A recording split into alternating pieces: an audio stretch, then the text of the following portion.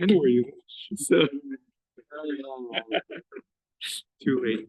We're on 81 on 71B. Mesa. So we're talking, the 15 lines down, fifth word is pulling an acquisition or not. So Mesa. Halokeach, interesting case. You go and you buy these silver pieces or whatever you need them for your construction project, I guess. And halokeach tois mina of the kachavim. You buy these silver pieces from a idol worshiper. And what happens? Lo and behold, you see on it, a nice cross, or you see on one of their idols that they generally serve is came with one of these silver pieces. Either it came with it or it came on it. So now, if you have not given the money yet, but you did pull it towards you already, you already pulled it, then yachzir, you could return it. However, if you already gave the money and you pulled it, mashach, then you cannot give you can't give it back to the guy. You have to go and take it and throw it into the Yam HaMelech, into the Dead Sea. So now, how does this weigh in on this idea of does pulling acquire or not? If when you pull something from the idol worshiper, you have acquired it, so then why do you have to return the money? The second you pulled it already, it's yours. It's yours. So why do you have to return it? What would be the reason why you have to return it? It's yours. Yeah. Why do you have to return? Why do you have to return it? So that's the question. The question is, if pulling is an acquisition, so as soon as you pulled these things towards you, so then it's yours now. So why do you have to return it? So now two answers. Amar Abaye mishum de mechzi ki mekachtos. That the word mechzi means it looks like. I don't know. It seems like it really should say mishum, that it's really a false acquisition because you never intended to purchase idols. You wanted to purchase metal, silver. You don't want to purchase idols. So since it's a mekachtos, even though the pulling is a form of acquisition, but you acquired it mistakenly. You went to the store to buy a book, and turns out you got something else. So Amarava, Reisha mekachtos, and then Seif alav mekachtos, there's an inconsistency. The first case says that you have to return the money, and the second case says you don't. If we're talking about a case where you falsely acquired it, you never meant to acquire the idols, so then shouldn't both cases be a totally not good sale? And therefore, in both cases, you should have to return the money. Yet only in the first case you return the money, in the second case you've acquired it. Therefore, you can't give it back anymore. You have to go throw it into the ocean. So Ella Marava, a different answer. Reisha v'seifa mekachtos. You're right. Both the first and the second case are cases where obviously you never intended to purchase an idol. The Reisha v'lo yahiv zuzi. In the first case, where you haven't given money yet, you just pulled it towards yourself. You never gave the money. So then, lo mischazi ki avodas kochavim b'yad Yisrael. It doesn't appear to us that a Jew is holding an idol in his hand. Since he never gave the money, it doesn't appear to us that a Jew has really acquired and is holding a idol. Therefore, you can go and get it back. Interesting. I don't know if this sounds like a rabbinic prohibition to appear that a Jew is holding idols. It's interesting. Seifa, though, the second case, you already gave money. So you already gave money, even though when you pulled it, you did a mashifa, you pulled it towards yourself. And that was really it wasn't a good acquisition because you never intended to purchase idols. Since you already gave money, so that already looks like that looks like a Jew is holding on to idols, and therefore we require you to go and throw it into the ocean. So now, Omer le Markashisha breder of Chisda Ravashi. Markashisha, the elder son of Chisda, said to Ravashi, Tashma, Hamocher yeno la obekacha. A Jew is selling wine to an idol worshiper. So our mission. Pasak achlo madad. if he set a price before he measured it out, dam of mutarim. If you set the price before anything was measured out, then the money is permitted, because we're assuming that since you set the price, let's see. Cases where you set the price, $100 for this barrel, before you measured, and then you measured it, sounds like, and then you gave it to him, and then he gave you the money, it's permitted. Why? Let's say pulling Mashicha is not a good form of acquisition, so then why is the money kosher money, so to speak? Because if he pulled it and it does not belong to him yet, at some point he touched it, and then he's paying you for it. So at the moment that he pulled it and then touched it, it's now Yain Nesa, and now he's paying you for it. You can't do that.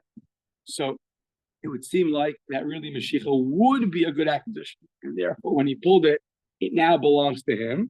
And then afterwards, whatever, he's giving you money, but the acquisition is already done. We think of acquisitions always in terms of money, but the money is a separate side point. Once you pulled it, it's his. So the Emes Mashicha Baruch Eino Kona Amai Dam of Mutarim. Why is the money okay? It should be a problem. Says the Gemara, well, that's not a proof. That's not a proof that Mashicha is yes Kona, that pulling does acquire. Why is it not a proof? Because maybe we're talking about a specific case. The actim lay dinner. We're talking about a case where your actim lay dinner, where he prepaid. He gave you $50 up front for the following wine.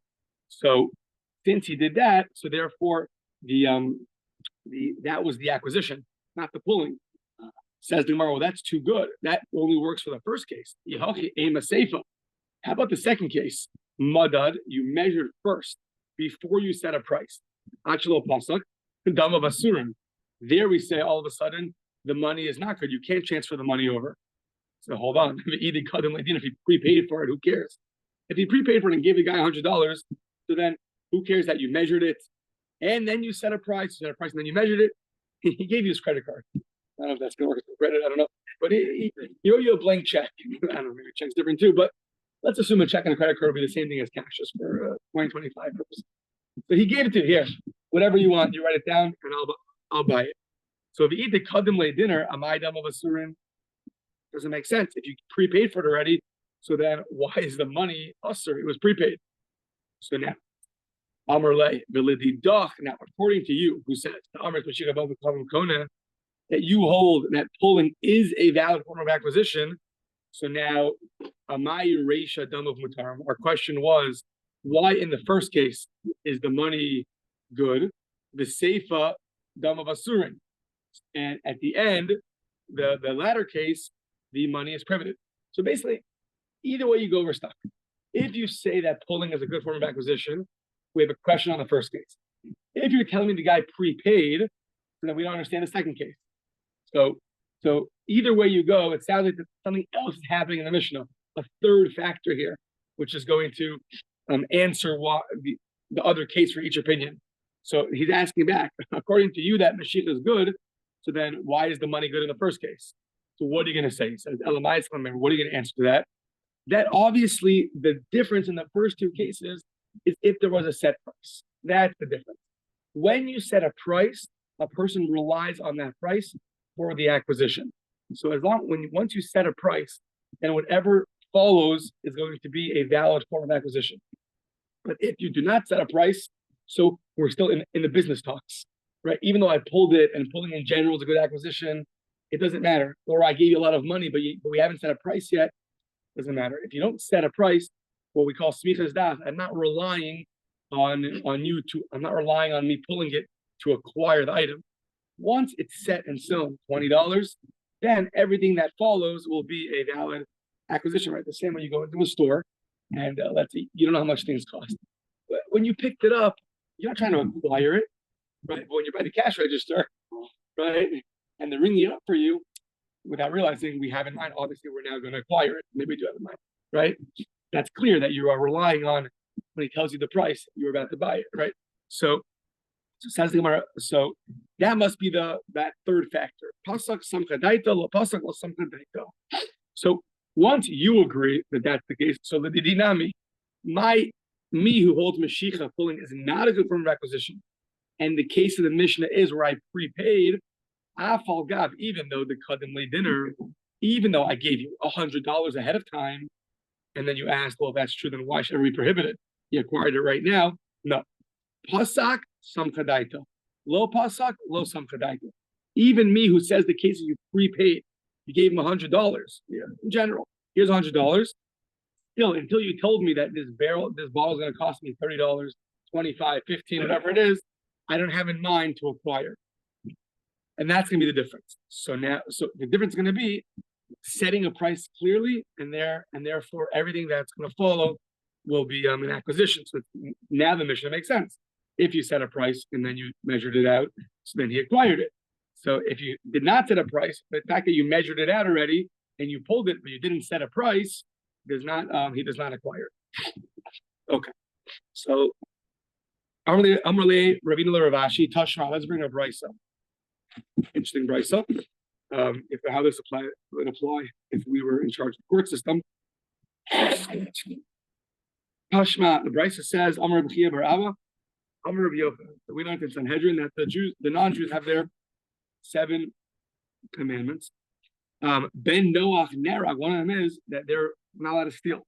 Now the difference is a Jew, if he steals less than a pruta, the minimal amount is not a violation of stealing, because we assume that his fellow was mochel. He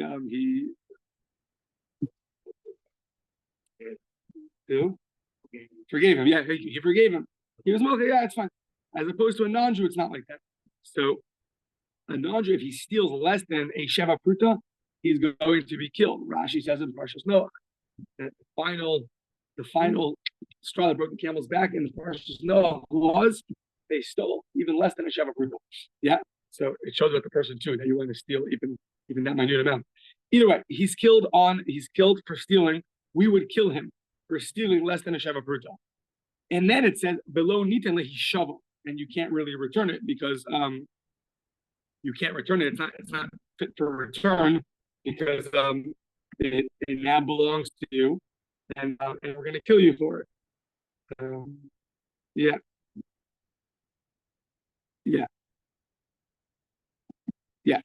So now it says, hold on. Well, this is very relevant to if pulling an object acquires it or not. The amris mishicha over eno kona. If pulling an object is not a valid form of acquisition, the amai nerad. Why are you killing him? What did he do? He went into your house and he pulled the object out. So if that's not a valid form of acquisition, then he never stole from you. Right? So I don't know what would you call it? I don't know. Ballroom without permission. I don't know exactly. In our head, that's called stealing. But the assumption is that if he didn't acquire it, so then we can't say that it's his versus yours. We say it's yours, but in his possession. So taking for safekeeping. Or whatever it is. Well, that's only if pulling is a valid form of acquisition. Right. It's not valid. It's not valid. Now, we would say we don't care if it's valid or not. You stole, right? Our heads would say that. So it's interesting. The Gemara's assumption is that you have to actually acquire it. There is a whole section. I don't know. We have to see. I guess I don't know. In 6 years, but 5 years. But in Bava Kama, they talk about something called Kinyane Zela. That it's just interesting when the robber steals something. So is he obligated now? Let's say something happens to him, unavoidable accident. A tornado hits the object. He stole a car. He goes, hot wires your car. He goes, all of a sudden now it gets damaged. Who has to pay for damages? Right? Who has to pay for damages? It's confusing. The robber on the one hand has to pay when certain things happen because it's his. On the other hand, you have an obligation from the Torah to go give it back. So you have, in a certain way, it's yours, in a certain way, you're obligated to give it back. How you balance those out is interesting to think about. Yeah. So Iamras Mashicha be'overcome Eino Kona, if you don't acquire it, Amai Naharag, so then why are you killing him? This is very interesting. Mishum b'tza'ari Yisrael. He caused a Jew distress, even though a Jew foregoes. He forgives less than a pruta, but That's true, but it still pains him that you stole something.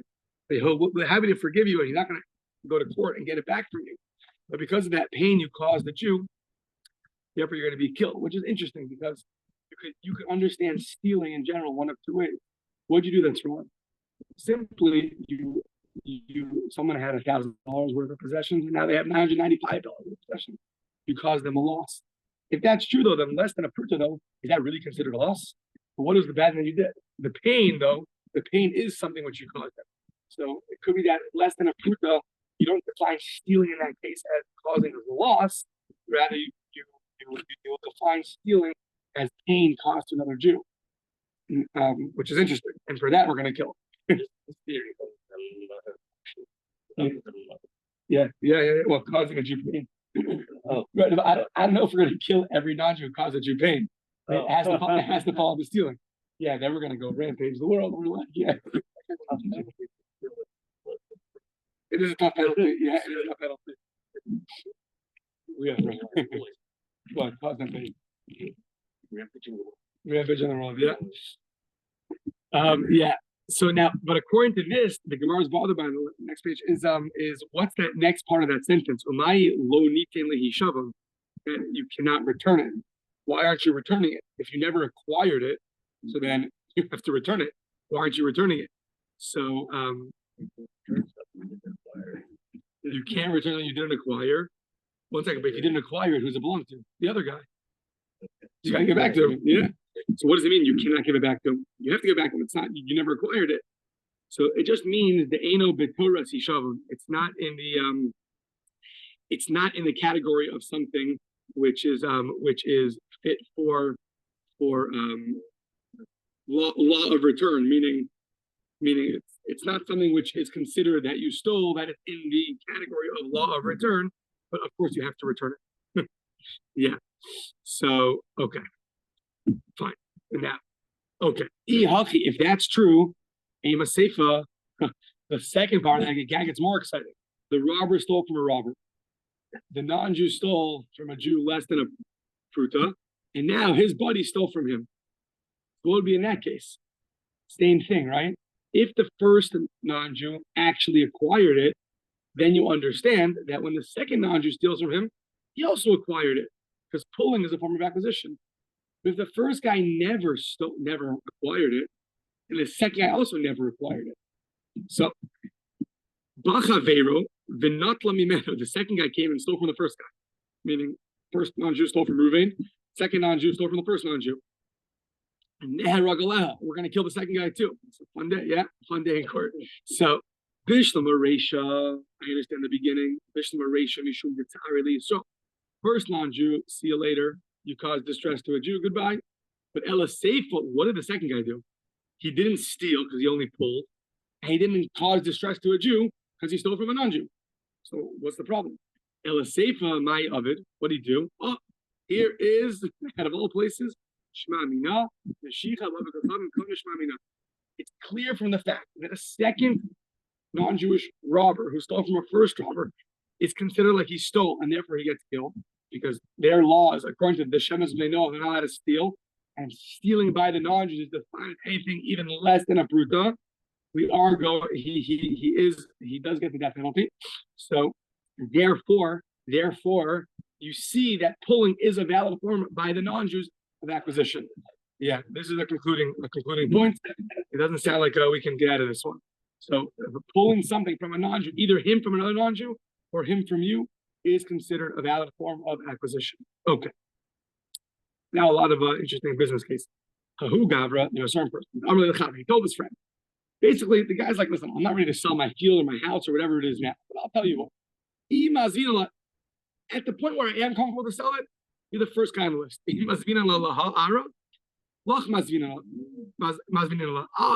I'll give it to you. I'll sell it to you.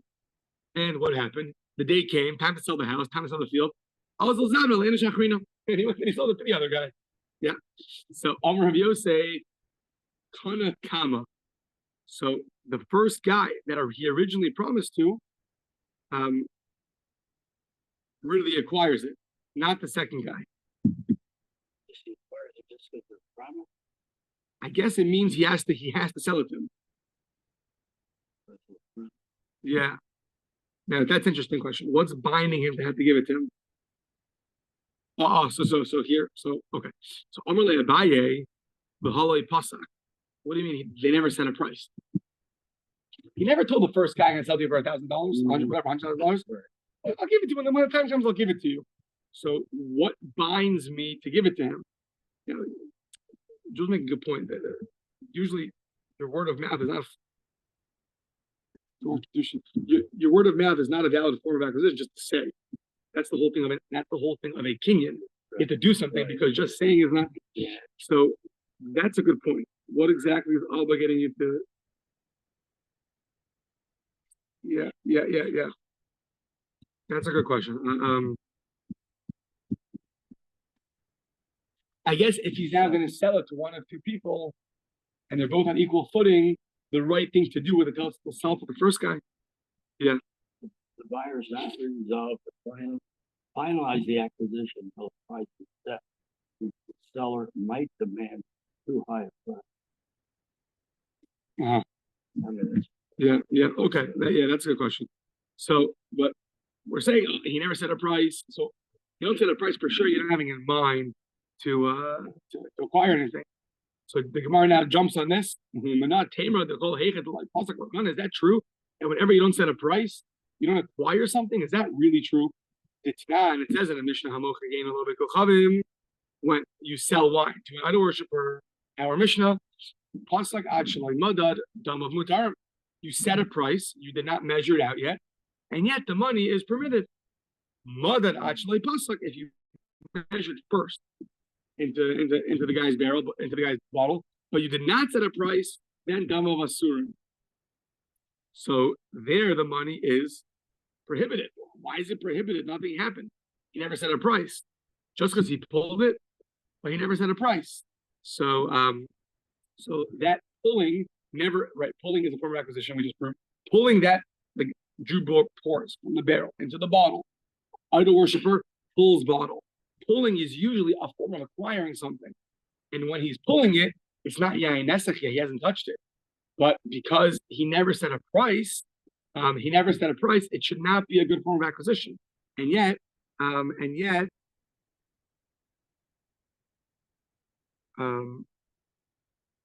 So we prove that you have to have a set price, because just the pulling is not enough unless you set a price.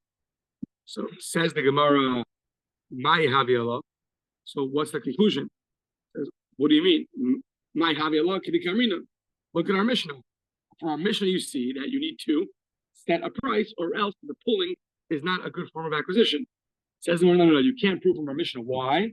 Yain nesach. It could be that really there's a special stringency by yain nesach, which is going to prohibit this wine. But really, in general, pulling would be a good form of acquisition, even without a set price, which would render the transaction in this case permitted, because when he pulled it, it wasn't yain nesach yet. But because it's very stringent, yain nesach, we put on a stringency that over here we're going to prohibit the transaction, because we're going to say when you pulled it, you never really acquired it. Then you ended up touching it, and then you want to give money. That's not going to be okay. But that's a special stringency only by yain nesach, not by anywhere else. You can't prove from there. Tashma. Sounds like a story like this happened in the academy of Rav Chisda. Rav Chisda Beit Rav Huna, and Rav Chisda sounds like went to the academy of Rav Huna. Either it happened there, or he went to ask what happened, what the law is. And they brought a proof from the following Mishnah. The Tanan. So it sounds like you want to acquire. I think you want to acquire the things that are on these workers' backs. Nashach chamarav, you pulling in the camel drivers or the polo. I know you're pulling the workers, but you're bringing them into your house. Maybe the workers on the donkey. So you bring them into your house. Now they're carrying a lot of food, and you want to buy that food. So you bring them into your house, you pull them into the house, everything. So now, Bain Pasak, whether you set a price, Achelo Madad, Ubain Madad Achelo Pasak, whether you set a price before you measured out the fruits into your basket, Ubain Madad Achelo, or whether you measured it first and you didn't set a price, Lo Kana, You've not acquired it. And the shneim yichol nachzer b'hen. Both the buyer and the seller can retract on the deal. So, however, if you unloaded the stuff from the back of the camel of the donkey driver, and then and then it sounds like you yourself did it, I think. You yourself brought it into your house. So now, pasak, now the halacha is, pasak, if you set a price before you measured into a basket. So then, once you yourself brought the stuff into the house, you unloaded it and brought it in, and now you set a price and then measured it, so then you can't retract. Once you set the price, you've committed yourself to buying these 2 pounds of fruits. However, mother, just because you measured, but you never set a price, it's the same way as filling up. You want to weigh a bunch of bananas in the store, and so you take a bunch of them, right? But you don't know how much it's worth yet. So you might have measured the amount of bananas that you want, but you didn't go check how much it costs. So yeah. So therefore, from here we see that you have to really set a price. You got to set a price. If you don't set a price, the fact that you brought it into your house, the fact that you measured it, is not going to be enough of a commitment, so to speak, that you're going to buy this. Hahu Gavra, the Amr al Chavre, there are certain parts of his friend, similar as before. This, I know this, like, this case will be very interesting nowadays in business. It's like felt very relevant. That same thing, you're not ready to sell.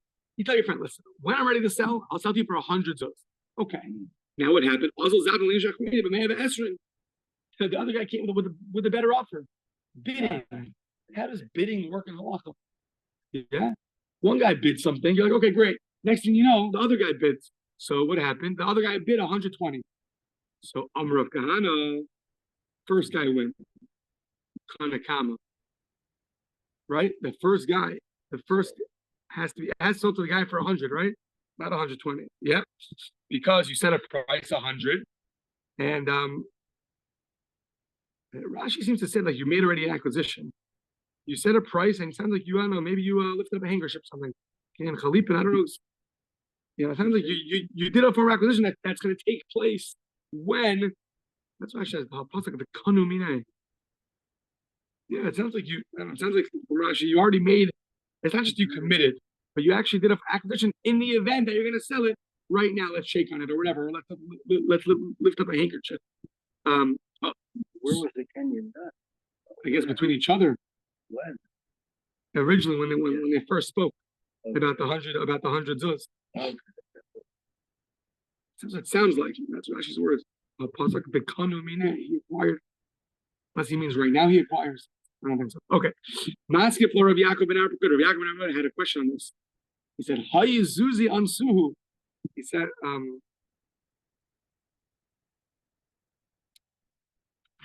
just the back of his own. Kanu Kama means the first guy acquired, not the second guy? Yeah. First guy, okay. That's the word sound like. Okay, so he asked a question. He says, maybe Zuzi Ansu. It sounds like the money is a form of coercion, meaning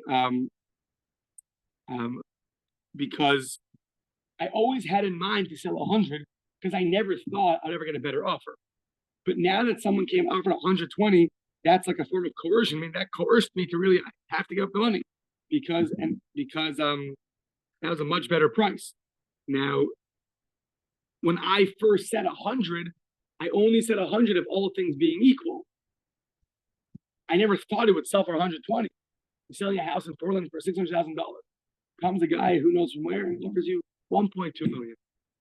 So you only want to sell for $600,000 because that's the only price you were going to get. But he says no. The money is considered meaning it's a valid offer.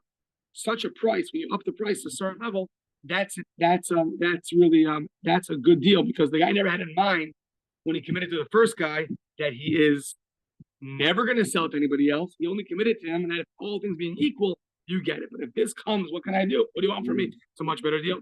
The Hilchas Sucker Yaakov ben Arpakut, and the halacha is like Yaakov ben Arpakut that even though you committed to somebody, committed and even acquired it, maybe it sounds like. But if someone comes with a better offer, you could retract and give it to the second guy. And this is what happens a lot nowadays. Yeah. You're about to sign or whatever it is, and then all of a sudden, yeah, this is very relevant. So Okay, Amrle, Amrle. Okay, so let's say you said the following.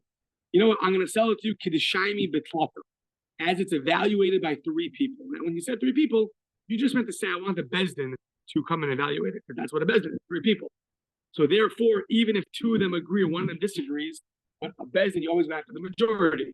So when you say I want to evaluate 3 people, what you mean is you want a Jewish court. A Jewish court follows the rules of the majority, and therefore, if you do Tremi Gotlata, even if 2 people set one price and a 3rd guy argues on him, we go after the majority.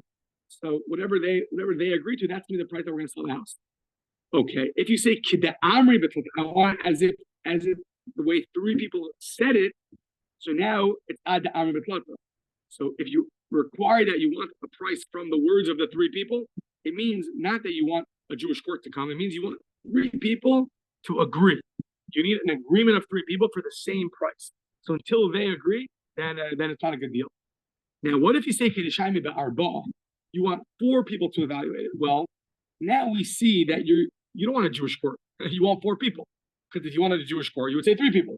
So since you want 4 people, even though you said I want it to be evaluated by 4 people, you don't say that you go after the majority, 3 and 1. It's Ad Amri Ba'arba until 4 come to a set price. Because you don't want a Jewish court, you want 4 people. The Kolshkin, obviously, if you said, hey, the Amri Ba'arba, for sure, if you said you want 4 people to actually tell you a set price, then for sure, until 4 people told you a set price, then that's not going to be the set price. Amrle, let's say the Shaimi Betlata, you want to be evaluated with 3 people, Jewish court, and now they give you an evaluation, $500,000. But now 3 others come, also Tlata V'Shamu. Now, who do you listen to? So, sorry. So, 3 people come and evaluate. The other guy, whoever it is, the buyer, the seller, thinks he can get a better price. I'm like, no. Either lace with Tlata Achrini, the Kimlu Tzvei, I'm going to bring my 3 guys. They're going to evaluate it even better. So now, who do you listen to? So Amar Papa, Dina Hudima'ake. The guy that wants to bring the 3 other people, he could prevent the first 3 from being the final say. He could bring his 3. Problem is, Masi L'Ravuna Breder of Yeshua, Mimai Hani Kimlu Tzvei, Film Hani Kimlu Tzvei. It's like a game. Why are those 3 words better than those 3 words? It's not Adam's own, right? Why? I'm going to sell you a house, so I evaluate it for $1 million. And you go, I'll bring my 3 guys. And they evaluate it for $800,000. Why are my 3 better than your 3? Why are your 3 better than my 3? So the Hilchos like Ravuna Breder of Yeshua of this second opinion that no, the second group of 3 cannot prevent their price, cannot prevent the first guys because why is their word better than their word? Now it would be interesting to know. Let's say the second 3 are experts. Let's say the first 3 are 3 guys that are involved in real estate. They've had 2 years of experience. But you bring 3 guys that have PhDs in economics and in real estate, and they're 30 years already in the business. Would you say the same thing? There, it's clear that their 3, if they have shown a history of evaluating better, that's interesting. How do you? Or you say no? 3 versus 3 is never going to be good. Okay. Says the Mishnah. Okay, now we're going back to the idea of streams connecting things, pouring from one to another, and with a uninterrupted flow. So how do you view that? Natal esa mashpech, a funnel, triter, some kind of funnel, yeah. The mouth is wide and the bottom is thin. Okay, and fine. So you take that funnel, and you're measuring out with this funnel from your barrel, from your cistern into the flasks, into the bottles of the idol worshiper. Now you take that same funnel, the chazer umada l'toka Yisrael. So funnel A, the funnel was used with barrel A, with bottle A, of the idol worshiper, which means that it touched at some point wine that was connected to wine of an idol worshiper, and now you're using that for the bottle of a Jew. So now, im yeshbo akavis yain usr. It sounds like the funnel itself has like this kind of lip, I think, so that could hold wine. It's not just a straight straw. Imagine something at the end which it pushes open when the stream goes through, and then stops it when there's no stream. Something like that, which basically would have kept some of the drops of the idol worshiper wine. if it has an akevis, a preventative, meaning something that's at the end of the funnel, which